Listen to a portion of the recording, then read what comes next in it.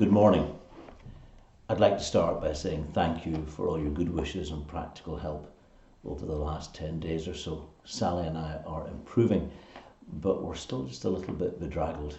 So apologies if my volume is not as loud as it could be, but there we go. Our readings this morning come from the book of Ezekiel, chapter 37, and the Gospel of St. John.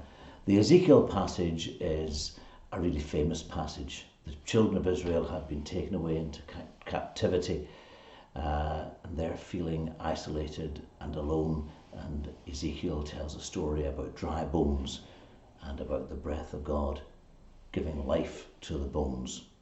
The Gospel of St. John is from chapter 11, and it's the story of Lazarus, and Lazarus having died and been put into his tomb, and his body begins to degrade, and Jesus weeps and then goes to Lazarus and calls him from the tomb, and Lazarus rises. Two very interesting stories, full of metaphor, full of wonderful meaning. And I'd like to take us from a world where science and maths are so important for cure, prevention and indeed prediction, to a land of words and story and hope. The two are never divorced, but must always, I believe, be seen in perspective of each other. The bones lie dry. The people who first would have heard the story would have felt like those bones, abandoned, parched, and very much alone. Lazarus lies in a tomb, whilst those who love him weep and seek consolation. There are so many things in both readings that are opposite to the world we live in on this 29th of March in 2020. Let's look at one angle, one powerful metaphor, one wonderful story that may have in it a kernel of hope for us all. We who call ourselves the Church follow the teaching and being of Jesus Christ. We are part of the Judeo-Christian tradition which spans back thousands of years, believing in a God who saves, who continually saves, who historically saves, but also asks us to save others. So we're called to be new life, to be inspiration, to rise from where we are, to be something more.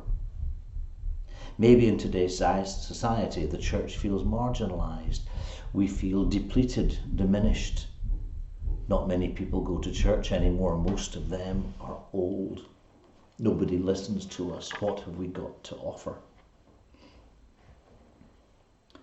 But today, what's at the kernel of who we are? Radical hospitality, hope for tomorrow, the eternity of love, community.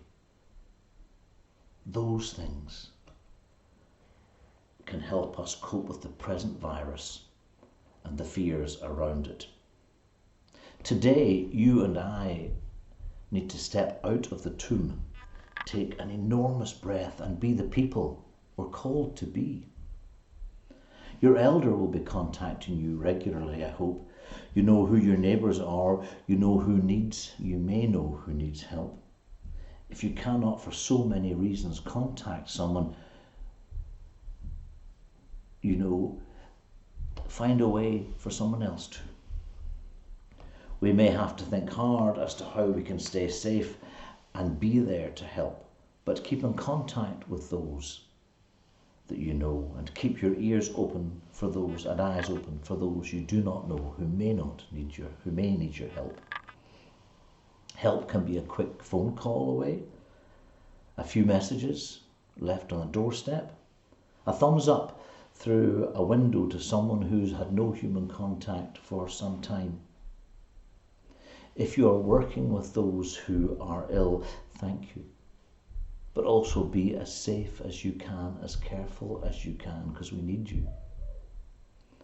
This will be a hard road to travel for many of us, but we can support each other from words of encouragement, acts of kindness, remembering folk in your thoughts and indeed in your prayers.